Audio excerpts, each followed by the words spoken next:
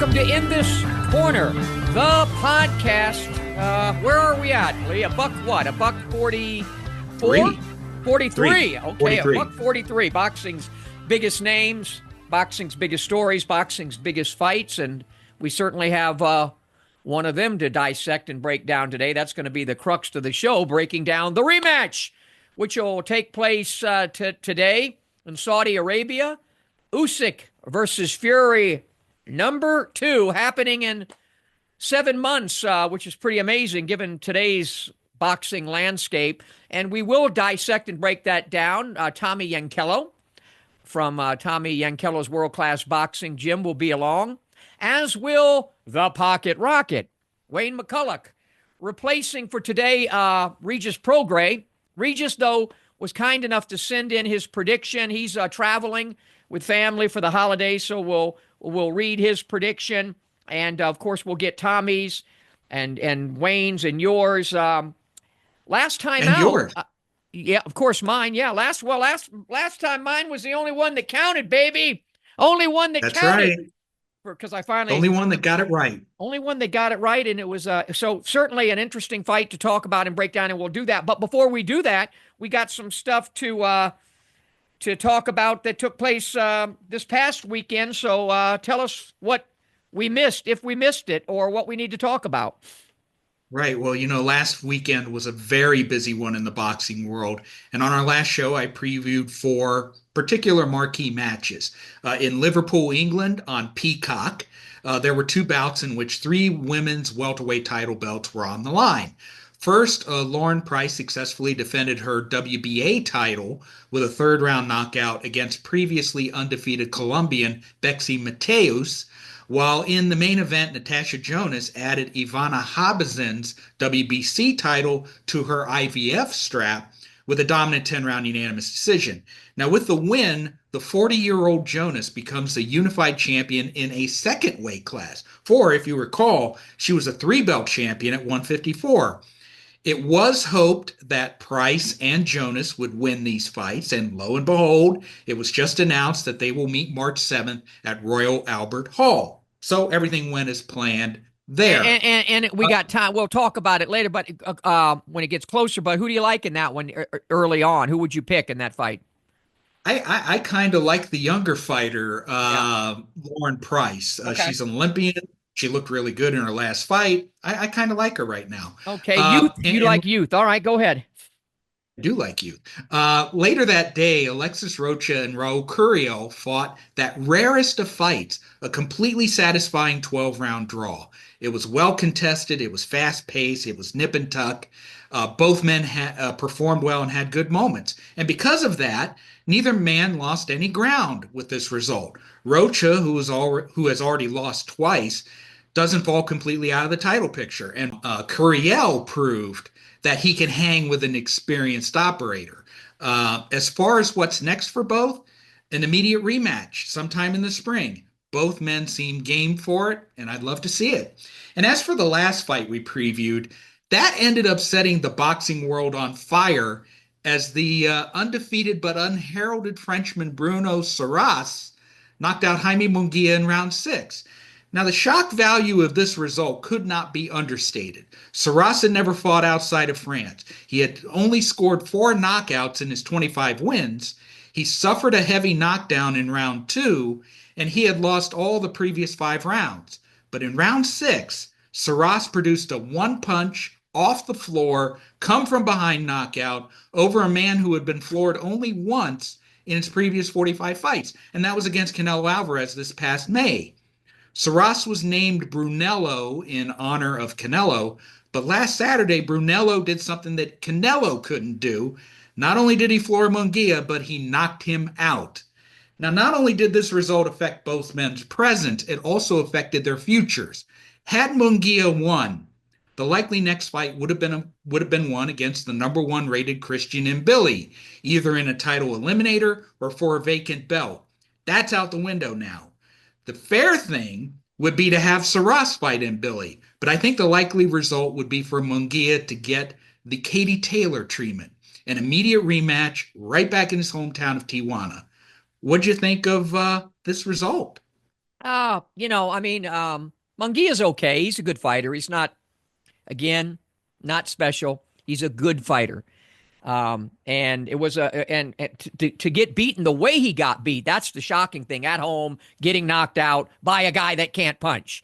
Right. Those are worrisome because if it's a puncher, you can say it was just a lucky punch. Right. But if it's not a puncher, it could still be a lucky punch that landed perfect, or it could be, chin resistance or something else. I don't know. We will see. Munguia is a good fighter. I mean, I again, all of this plays into, perhaps Canelo's a little overrated at this point because of who he beats and how he beats them, and he doesn't stop anybody. So this is why I would love to see him fight Crawford. Maybe he could stop Crawford, or maybe he'd get outboxed. But anyway, yeah, it definitely produced some shock waves, especially in TJ. So absolutely. And then we move on to the previews. And Saturday's Usyk Fury card in Saudi Arabia will have 8 undercard fights, and they include heavyweight matches between Johnny Fisher and Moses Atamwa against veterans David Allen and Dempsey McKean. Both are step-up fights. But I am picking Fisher and Atamwa to win those fights.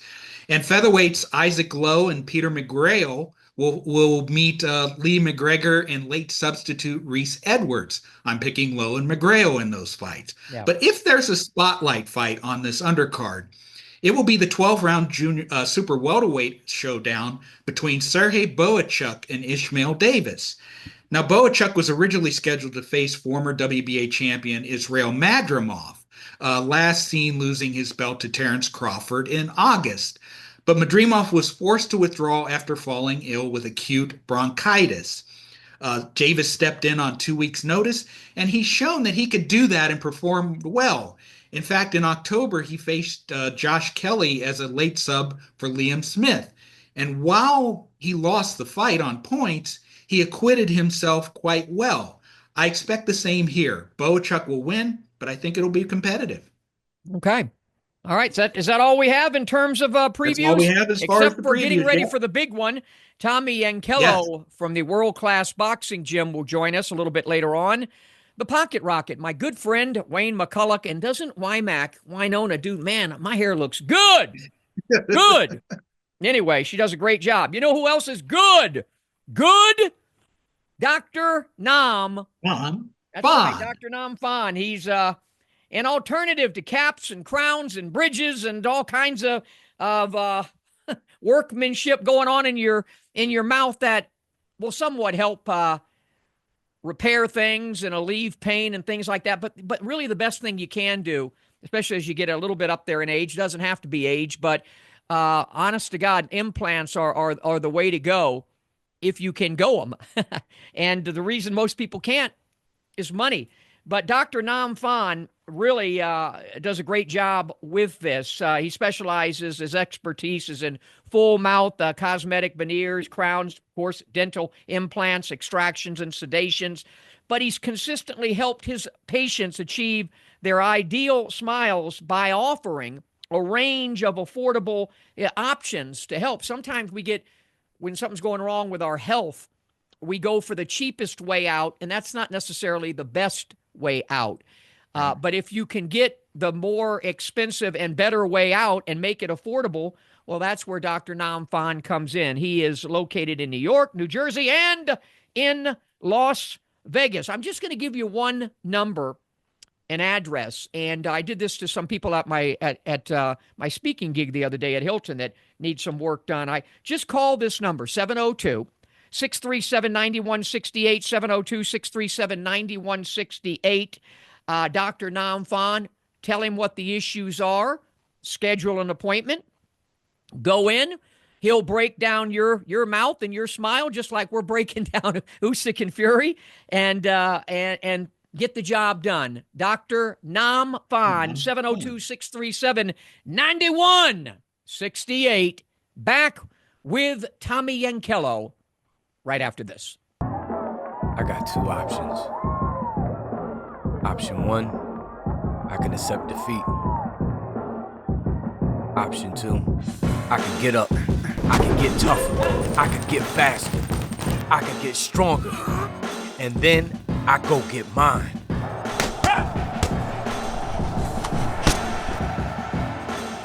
I made my choice. Have you made yours? Back in this corner, the podcast, and joined by the fantastic trainer, Tommy Yankello, the world-class boxing gym. Does such a great job on his YouTube channels with his tutorials, and has trained world champions before. Comes on with us to break down these mega fights, and now we actually have a mega rematch. And the great thing about it is we didn't have to wait 17 years for it to take place. It's actually 7 months, and we've got it. It'll be, of course, Usyk and Fury. Usyk gets the job done the first time. How do you see the rematch? And the first one, I think, Lee did. What was the breakdown? I think everybody had Fury but me. Right, and we all know Usyk won the fight by split decision. Close fight. And Tommy, what did you think that Usyk did right in the first fight? And do you believe he'll need to change anything this time around? I mean, no, I don't think he's going to need to change anything. I think he did a great job. I mean, I think he put the pressure on Fury, and he uses a great jab coming in, great head movement. He shifts and uses nice little angles with his feet. I mean, he's proven that he's a great fighter now. I mean, he's headed for the Hall of Fame. I think, I think he's just undisputed, cruiserweight and heavyweight. He hasn't lost since he was an amateur, maybe like 16, 15 years ago, 17 years ago, right? So, yeah, So, Tommy, before you even go on, because we have somebody like you on that does this every damn day with fighters, and you've been with greats, and you've been with club fighters, and you've been with guys that are in between. What is it then about him? What would you say as a trainer? What do your eyes see that makes him an all-time great? What is it about? Because it's tough with Usyk. He's fast, but he's not the fastest. He can punch, but he's not the hardest puncher. What is it about him? He's got great positioning. I mean, he's got a great stance and foundation. I think he's always on balance. He's short stepping in. He's got good head movement. He's got great anticipation. I mean, the great fighters have great anticipation, but they're always in position to utilize that anticipation to its utmost. They take it to another level because they're always in position. He's got a pretty good solid guard where, he keeps his elbows in, but he's not overly high at times. He's able to see everything. Then he'll go high when he has to, and he moves his hands when he needs to, and he's got great feet too. He's got great feet, but it's real, like you said, he's not overly fast, just nice little settled movements with his head.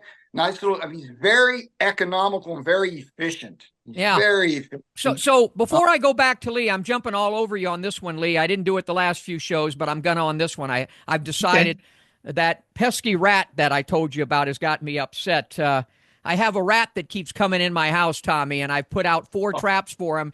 He gets next to the traps, goes to the bathroom, and laughs at Smitty. And I'm thinking about putting on the gloves tonight and coming out. So, but here's what I want to ask you, and I know Lee has it as one of the questions. Then Fury tried to box him the first time, and obviously he's huge. He's a prodigious man. Wouldn't the thing to do then would be for him to try to do what he did to Wilder in their rematch, put on some extra weight, which I think he did, and try to make it ugly, knock him off that stance that you bragged about, get him off of that footwork that you bragged about, get him off balance? Wouldn't that be, is that your ticket for Fury to make it 1-1?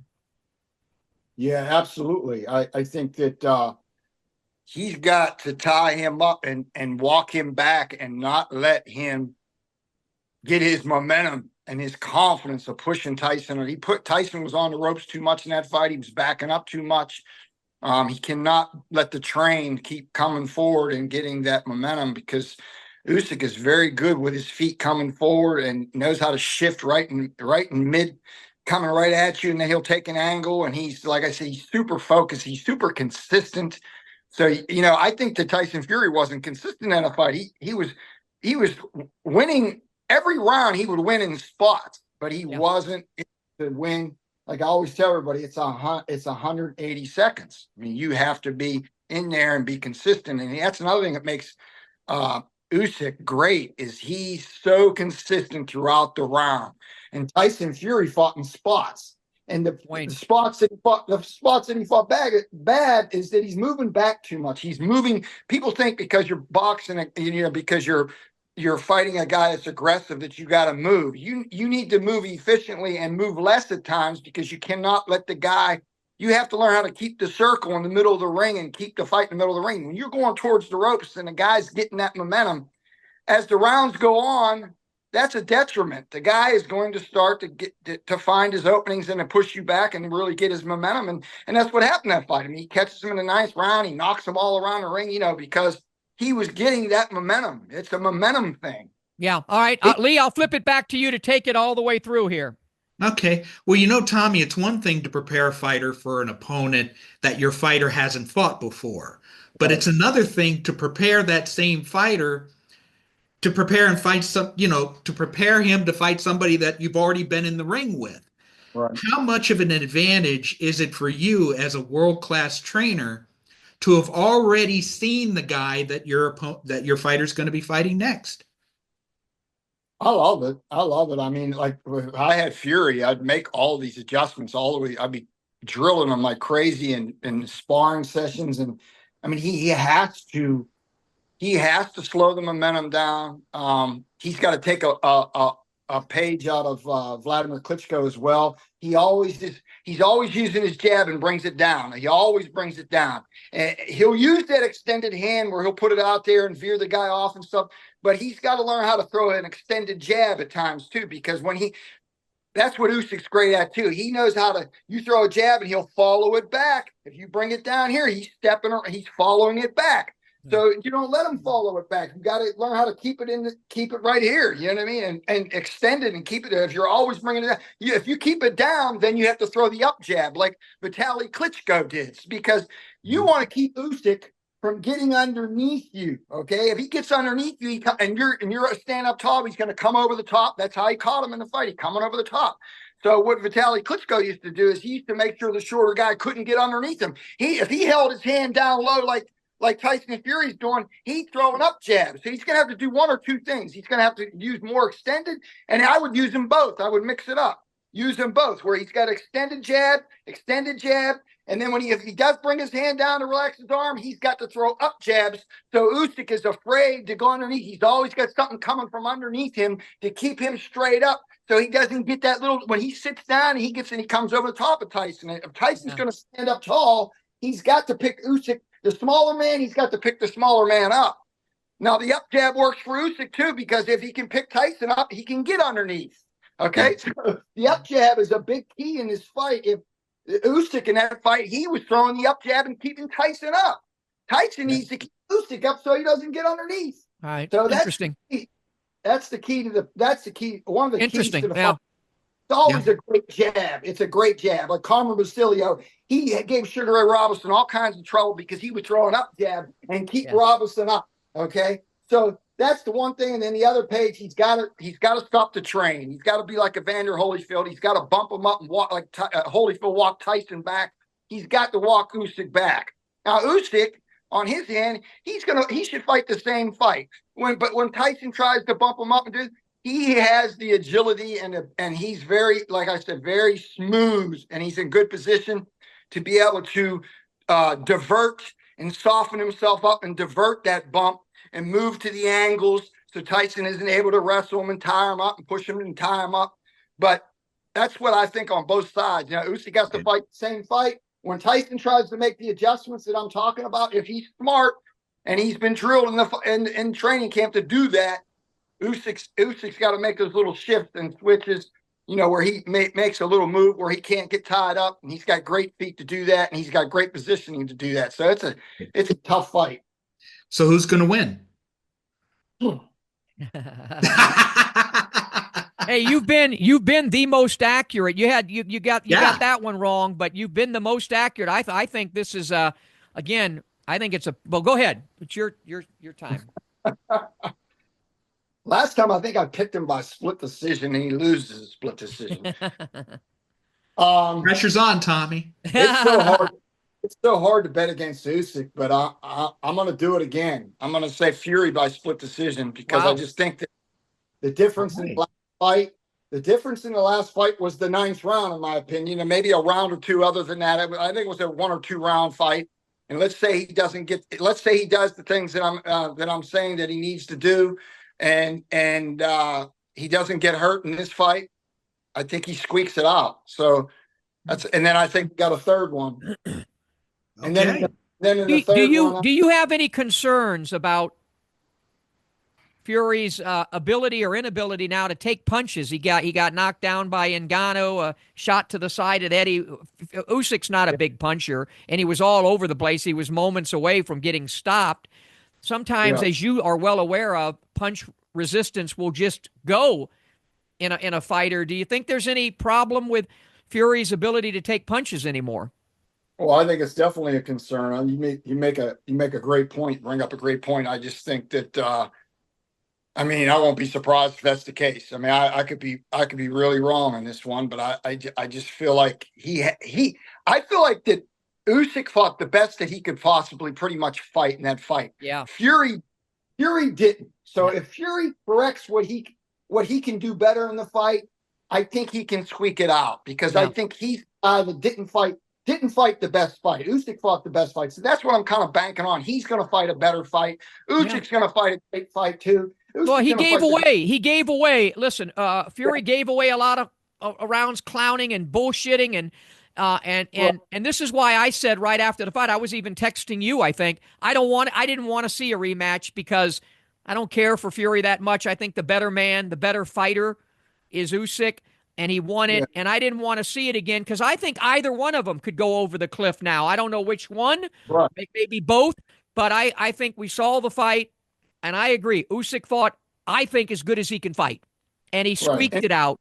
If Fury makes any adjustments whatsoever and Usyk can't adjust to those, you probably have a reverse. So don't think, Ali, I think he might be on to something there. He could be. We'll see. Yeah. And Usyk's actually the guy that's more than a year and a half older than Fury. Yeah. You know what I mean? So we don't. Yes. But I think he's a very efficient fighter, and I think the age won't make a difference either way on this fight. Unless Fury, unless you say, like you said, Fury just cannot take a punch anymore. So I don't know. I'm gonna roll the dice and say that Tyson's gonna win this one by split, and we're gonna have a third fight. Okay. All right. That would be the rubber match. Hey, what holidays are coming up? Won't see you again before them, so I want to wish you and your family a tremendous, happy, healthy holiday season. What should we be on the lookout for on the World Class Boxing Channel? Well, same to you guys as well. So, but yeah, next week I have my heavyweights fighting in Kazakhstan on December 27th. And then January 17th, I have my light heavyweight fighting again in Philadelphia, Teef of Burlington. And then I have Danny Bodish, who's he just turned professional. He's 2-0. He's the guy that's on my channel that you guys get to see a lot of. And he's fighting again in his third pro fight, February 8th here in Pittsburgh. And then I have another kid that's going to fight down in March 1st down in West Virginia.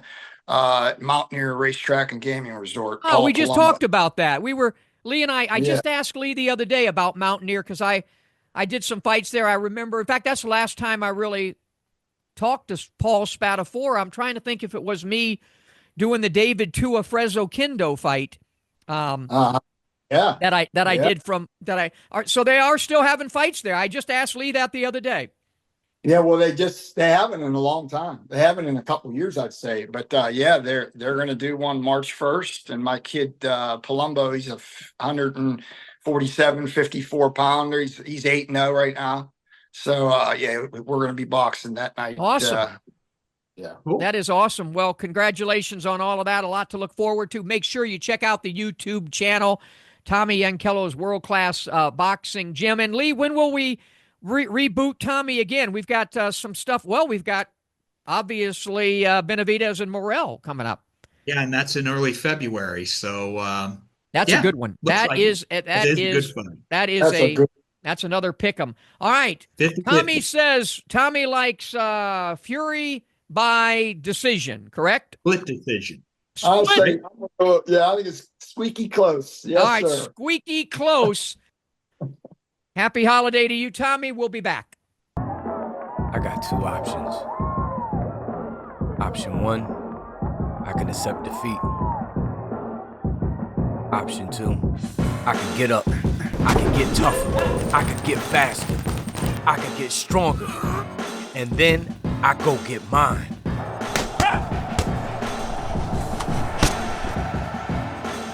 I made my choice.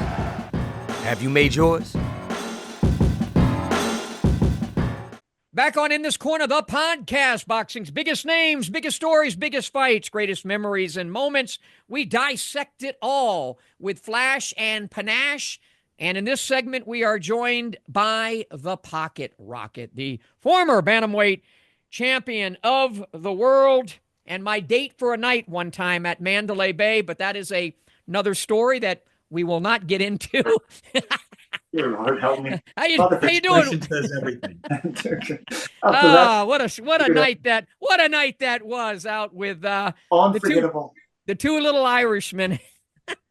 Hey, we're not gay, but we did get free drinks out of it by a lot. You don't drink. You're the only strange Irishman that doesn't drink.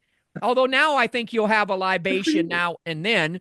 But anyway, we got a big fight coming up later on today.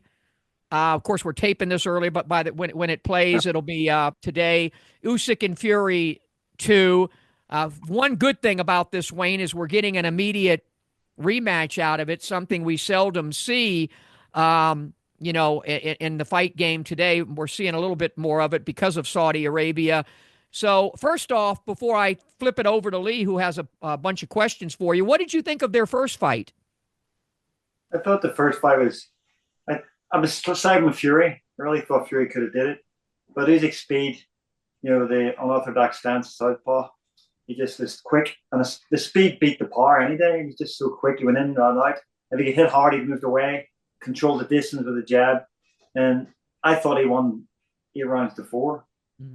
And I know that a guy like you, because I don't think a lot of people, when you think about Wayne McCullough, you think of a guy throwing all kinds of punches and having a great chin.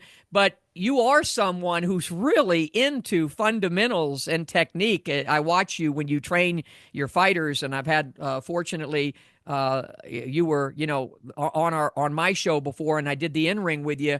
You must really, though, love Usyk fundamentally as a fighter. He is something special, isn't he? Yeah, well, you talked about me. I was aggressive, but I did have defense. I knew how to catch a shot, block shots, roll the shots, slip the shots, and that was all down to Eddie Fudge.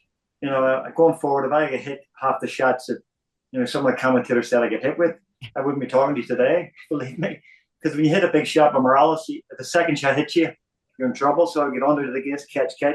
But Usyk's got that sort of style where if he gets hit, he moves away, recovers, and then just get back in with a jab again, and then that straight left hand is like dynamite. It's accurate. And if you can get a double straight left hand off against Fury, the size of him, you're doing something really right. And Usyk was doing it. He was doubling left hand all night long and scoring well and getting out of the way and just controlling the fight. We're chatting with the Pocket Rocket, former bantamweight champion of the world, Wayne McCullough, as I flip it to Lee Groves. One of the reasons why we're having you on the show is because just as Usyk and Fury are engaging in an immediate rematch, you have been involved in an immediate rematch. In July 2005, you fought Oscar Larios, who scored a unanimous decision victory. But 5 months later, you met him again. And so how much knowledge did you gain from the first fight, and how did that live experience help you in terms of preparing for the rematch? The first fight, most people thought I won. Mm-hmm. And I thought I won. The commentators thought I won, but I didn't get the decision. But I was at the ring for like almost 2 years with one fight and 2 rounds. And I got into the second fight. It's up to the coach to dissect what you did right and wrong in the first fight. And, unfortunately, I didn't have that. I'm not going to name names, but, the second fight, I go in and I'm I more or less have my own training camp. My trainer turned up last week, and I studied it myself, but I thought I wasn't at that point. I wasn't a coach, so I didn't think I was smart enough to dissect things and do things. But I had a good training camp. I thought I was going to do this, going into the fight, but my coach came in a couple of days before and decided otherwise, and had me doing different stuff, and it didn't really work. But in terms of immediate rematches, though, I think do you like immediate rematches though? Immediate rematches is, when I fought Hamed, I thought I should get a rematch right away. When I fought Morales, I should have got a rematch. So I take my hat off to Oscar Larios for giving me that rematch right away, because I was the only one. He's the only one to give it to me. And even with Daniel Zaragoza in the split decision loss, fight of the year, didn't get a rematch either. So when you get a rematch, you're out there to win the second time. So if you win the first fight, you got to be prepared even better for the second fight to win easier the second time. And with Usyk, this fight against Fury knows what he's up against. His coach knows what he's up against. But if you don't teach defense, then you're not going to catch the punches coming toward you. Usyk's going to be on his A game again. He's training hard, of course. Fury training hard. But I think he's just going to be a step faster this time, and I think he's going to either win on points or get a stoppage. Mm-hmm. Did Fury lose the first fight, because of wrong strategy, or did he simply lose it because Usyk was a better fighter? I think because Usyk's speed just took him. He was unaware of the speed, how quick he was as a heavyweight, and Usyk was getting in, getting out, scoring shots. And boxing's about scoring, like say ring generalship, scoring points, and not about just one big shot on one round wins you the whole round. And I think Fury was trying to get that one shot, where Usyk was in, out, jabbing, moving, straight left, right hook. And I just thought he was boxing brilliantly. Like it was a pro amateur style, getting in, getting out, and scoring shots and winning rounds. And so the judges scored were pretty close. But that's interesting. What you just said, though, I'm going to stop you because I like that. What you just said about that he implemented both, the fundamentals and the scoring like you do in the amateur game, but also with the acumen of a really experienced professional world champion, something you were able to do too. Some guys that are great amateurs don't do that. They don't, but he does. He fights, you can see those fundamentals etched in Usyk, and that's why I think he got the decision. Do you think Fury clowned and played around too much in that first fight? Yeah, he's got a habit of clowning around. Hands are down here somewhere, and he's tapping that jab long. And but he wasn't scoring as much punches as he has in the past. And this fight, but his chin's wide open. Now if he's flicking the jab out and his hand's sitting right here, Usyk can still get around with the right hook to the head, and then straight left to the head as well, and get in and get out without getting hit. And Fury's took this serious. He's going to be in his A game, but I think maybe I'm wrong. I think he slipped a little bit in his last two fights. Ngannou fight, this fight, I just think he sort of passed the sell by date a little. Not completely done, but I think his best days are behind him. Maybe I'm wrong.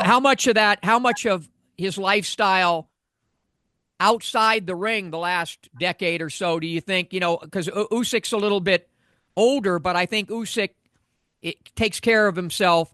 He's a professional 24/7, and Fury has proven not to be. Fury, he has that lifestyle outside the ring. Between these fights, he really hasn't shown much about like partying and stuff like that. So maybe he's took a little bit serious this time. But if you've did years of it, it's already the foundation's built for your body to break down. And Ricky Hatton's a great man. Great example. I knew you were going there. Yeah. He had that lifestyle, and I love Ricky, but he just had that lifestyle. But of course, he's a hell of a fighter. But his career was over quicker than it should have been.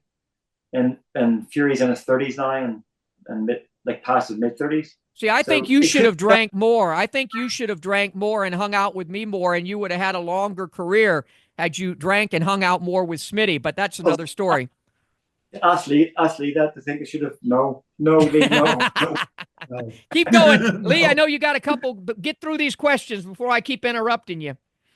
Are you concerned about Fury's chin because he's gone down several times in his last few fights? Yeah. Yeah, well, I've been told by fighters who get knocked out. I never hit the canvas once, but I've been told by fighters when they get knocked down, their depreciation, they get depreciate, Yeah. and It's true. that's people who get knocked down. Told me that, so they're telling me the truth.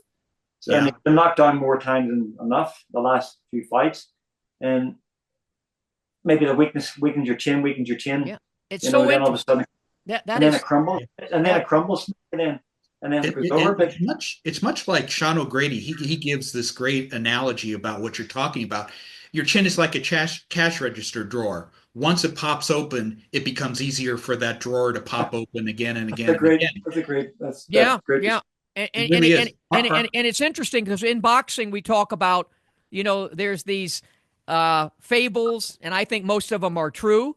The last thing to go is your punch, your ability to punch and to take a punch is God given. But I think there's something that is not looked at enough, and it's that punch resistance. I saw it happen to Buster Douglas in the gym when he came back, and I remember being with John Russell, and we were watching Buster, and he got hurt severely in a sparring session.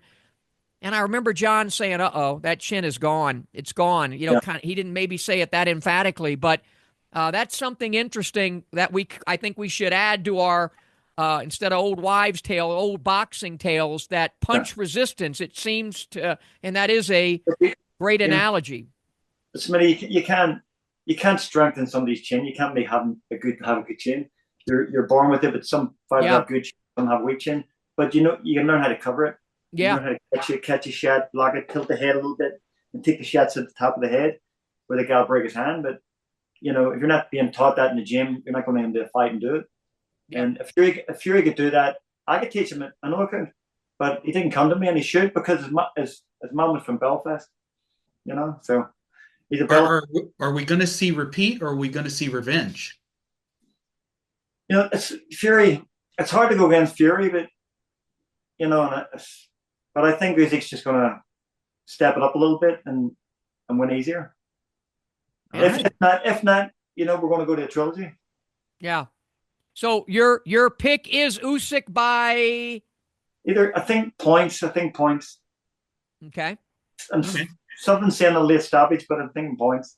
But before we let you go, and I'm switching around the way we're going to do this, Lee. But we're in our next segment, we'll be making our picks. Also, by the way, ladies and gentlemen, later on before we end the show, Lee worked really hard. He has our awards for the year: Fighter of the Year, Fight of the Year, Knockout of the Year, and on and on and on. He's got that for us coming up because we are next week.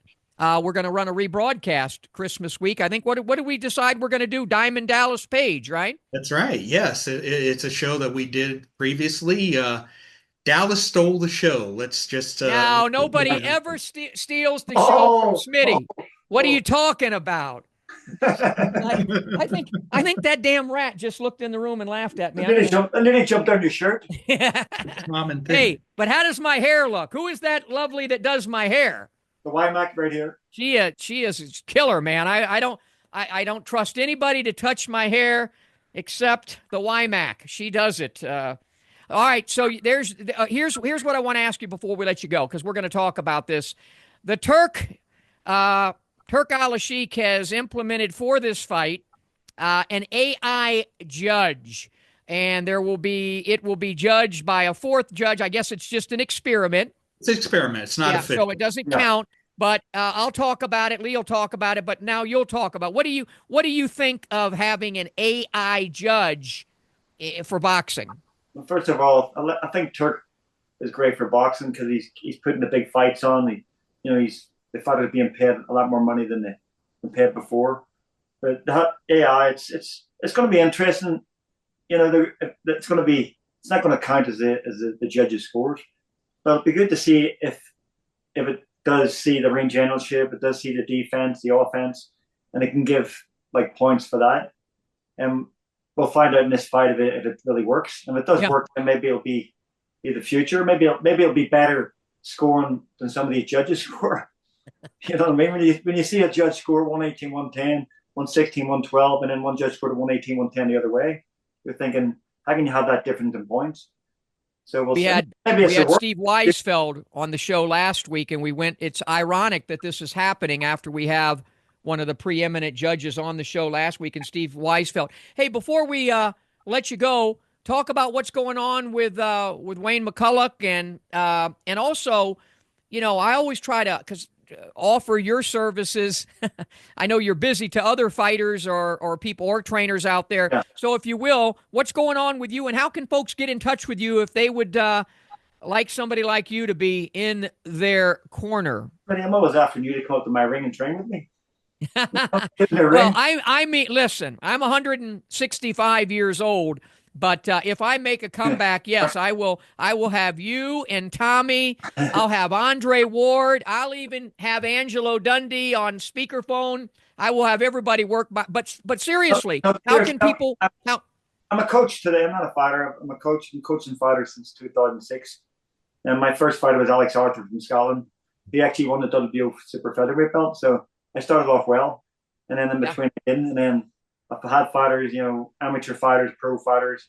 And it comes down to one thing. I have the late great Eddie Fudge on the wall. And he's always watching the gym. And it was always the defense. Anybody can come to me and throw punches, but what about what's coming back at you? You got to learn how to catch it, slip it, block it, roll it. And I teach them how to do that, how to be relaxed to shoulders and sit on their punches more and hit a little bit harder as well. And I can do that. I can, Anthony Joshua out there, I could help him. Believe me, I could have helped Fury. He's with his coach, of course, Sugar Hill, good man. But Anthony Joshua, I could help him. I really could. Well, how would somebody go about acquiring your services? What's the best way to get a hold of you? They can text me or well. Wayne McCullough on social media. Yeah, you are. I've got on Instagram, anywhere. My number's on there as well. Okay. You contact me. And that's how I've actually got a lot of fighters come on social media and just contact me and say, can I come out to Vegas for a week, some Irish fighters? And I would love to have a bunch of Irish fighters over, but some Irish fighters want to come over, and then some would just go to somebody else, and then then they end up getting knocked out.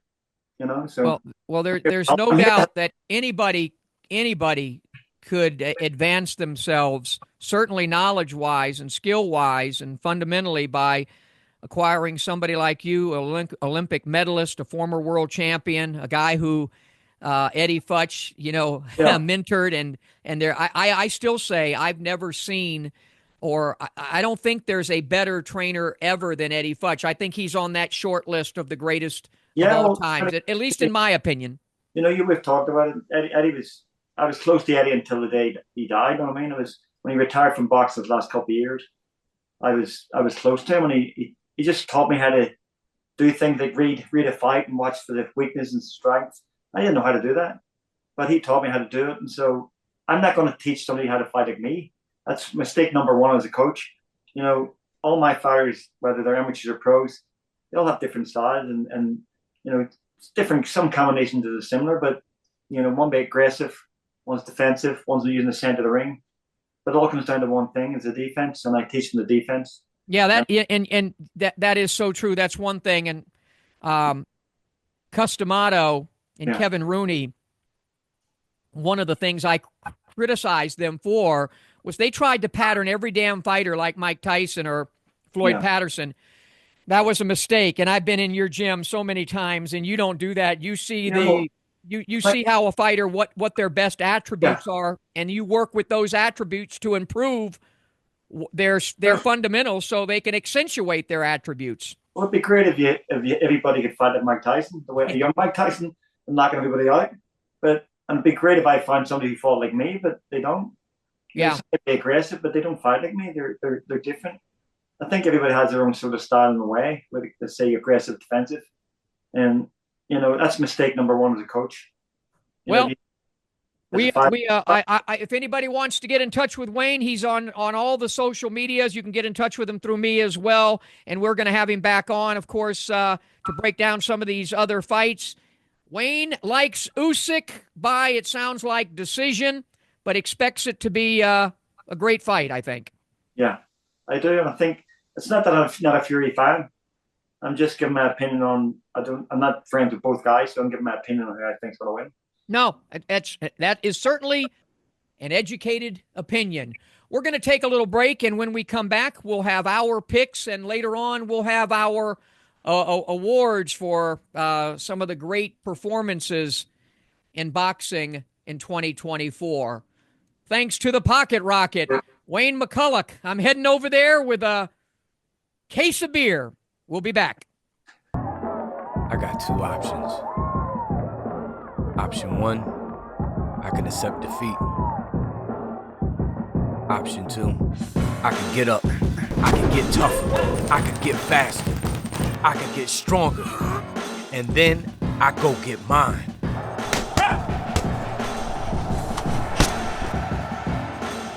I made my choice. Have you made yours?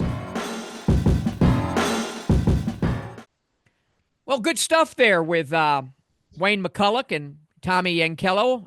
If the fight goes, Usyk-Fury II, like they expected, it's going to be another really good, close fight.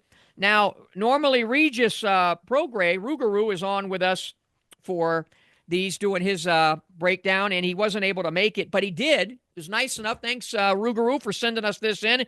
So he wrote, Usyk versus Fury 2. Great fight. A few years ago, I said Tyson Fury was the best heavyweight in the world with his size, speed, athletic ability, and his chin. He seemed unbeatable. Fast forward to the last fight with Usyk. He looked less invincible. Usyk is a special fighter, not just now, but historically. He's beaten everyone, and most are bigger than him. He just has a tough style to beat. The last fight was close, and Usyk edged it out. I think Tyson Fury will make adjustments and be better, but so will Usyk. I think it will be close and competitive, but I give the edge to Usyk in a close fight. So Regis is picking Usyk. How say you?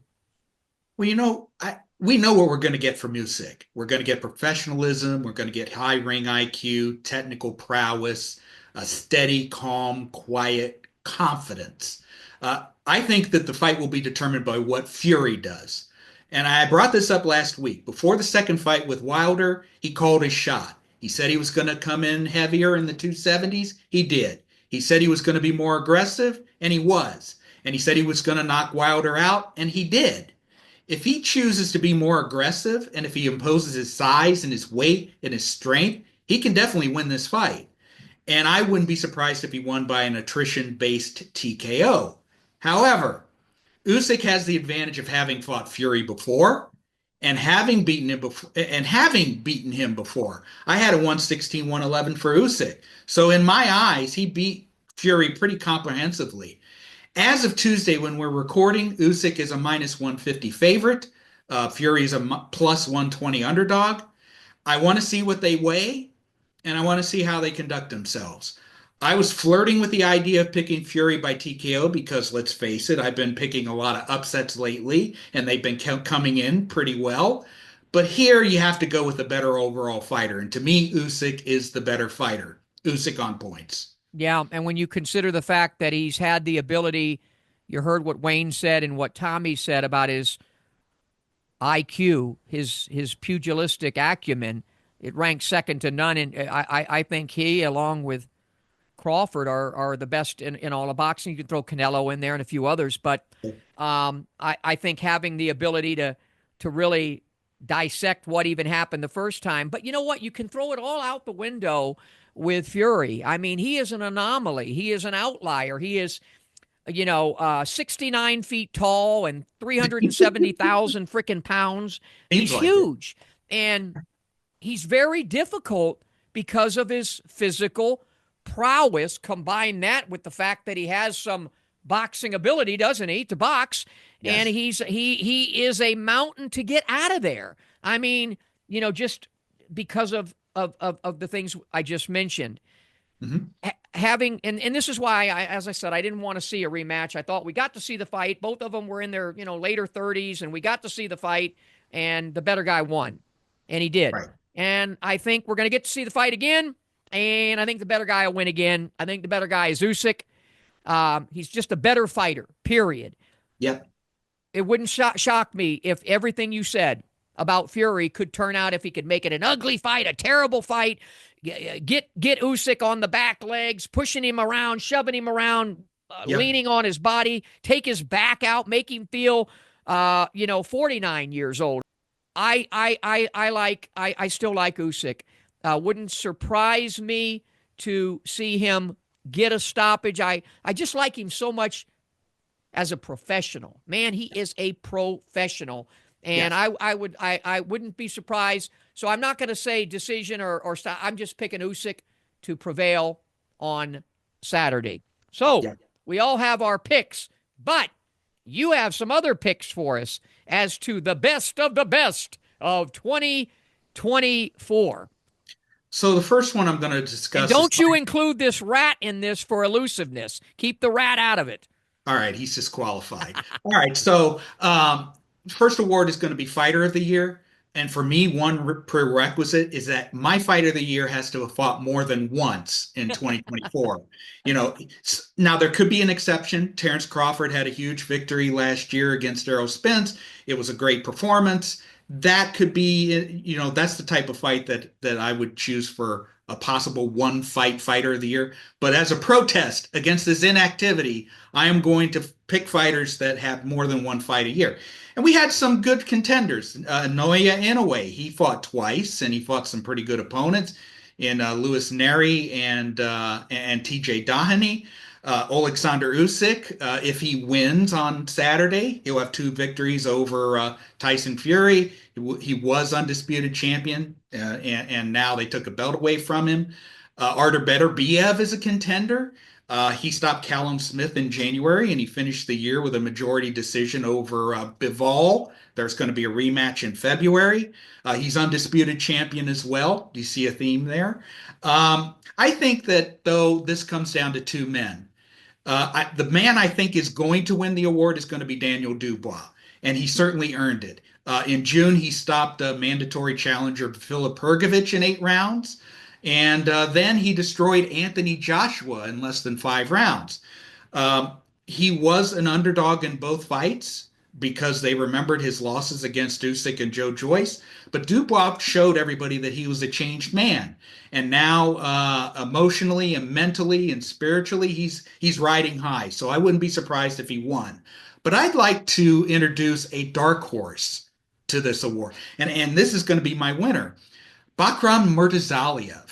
And like Dubois, he fought twice in 2024. He had a lot of things going against him when he went to Germany to fight Jack Colquet. He had to fight during Ramadan. He was coming off a 16-month layoff. He had been the #1 contender for 4 years. He was fighting away from home. He was forced to train at a ratty motel in the middle of nowhere. You know about that, Smitty, rats and everything. But he knocked Colquet out in the 11th round, and then he came to America and he knocked out Tim Tszyu in 3 rounds. And not only did he knock him out, he absolutely dominated him. He destroyed him.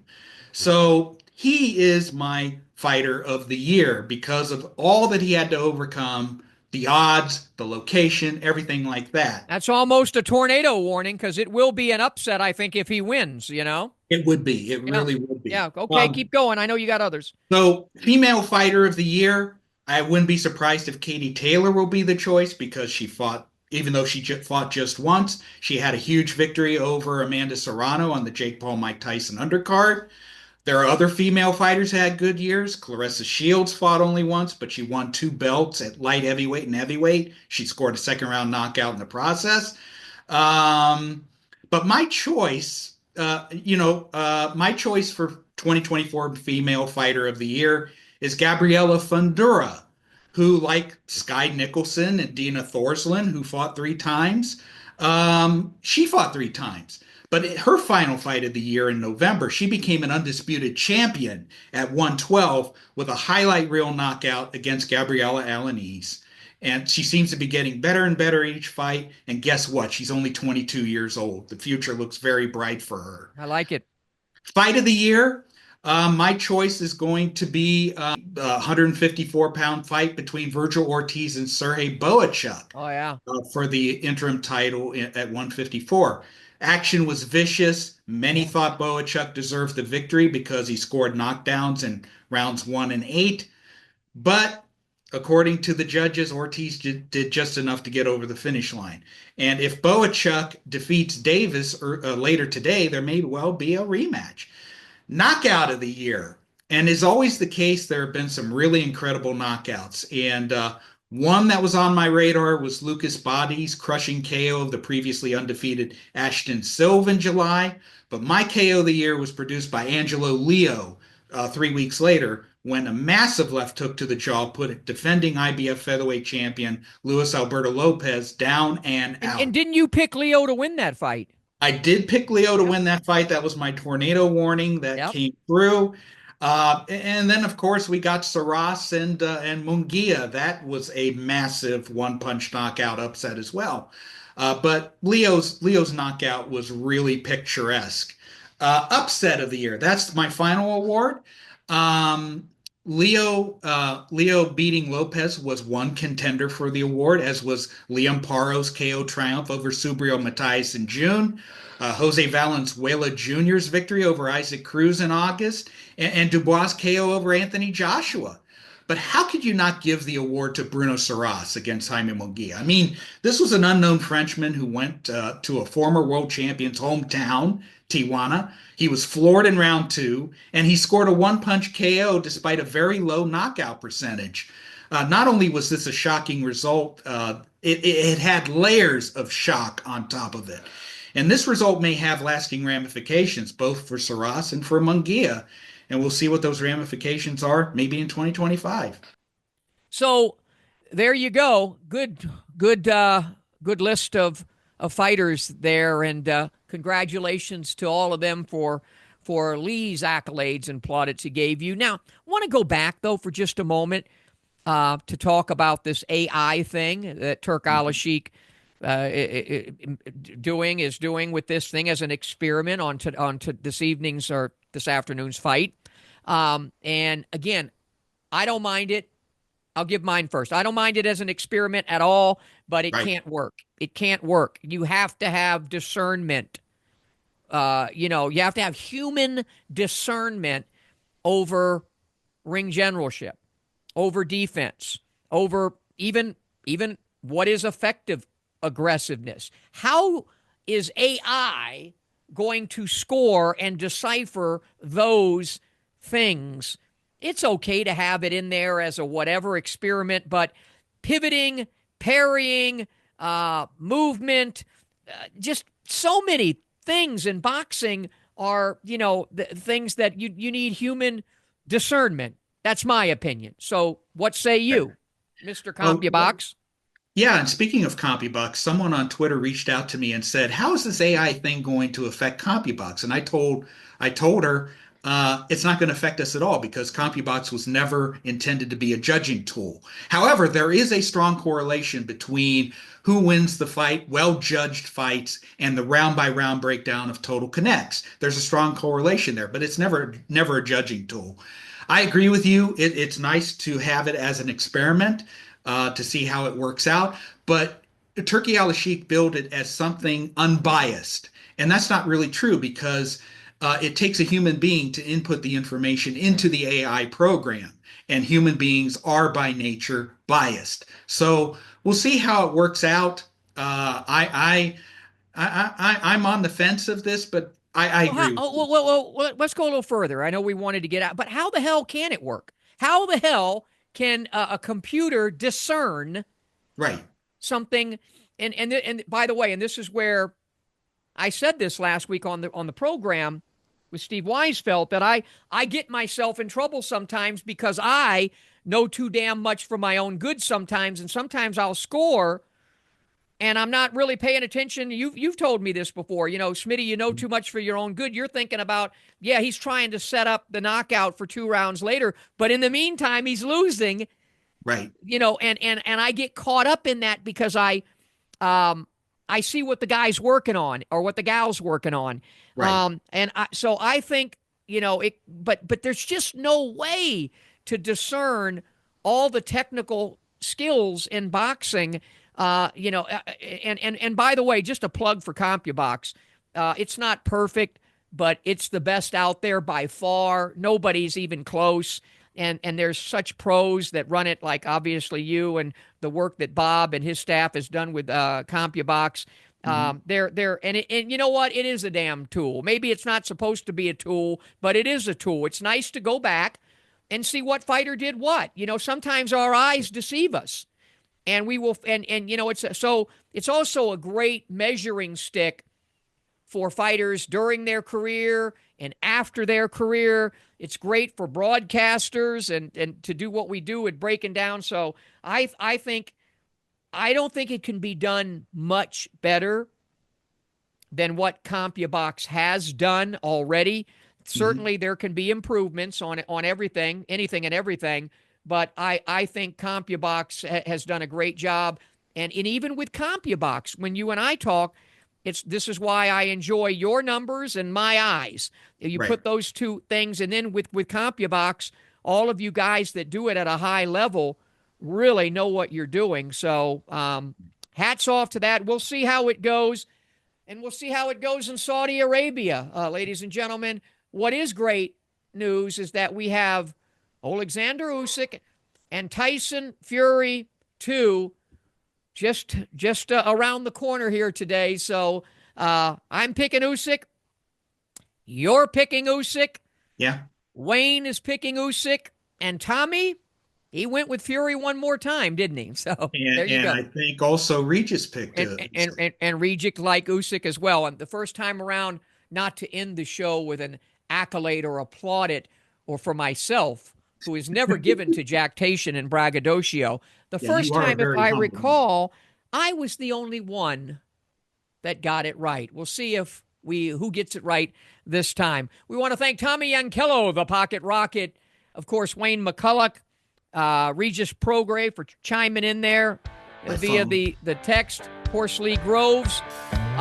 So long, everybody. Enjoy the fight today.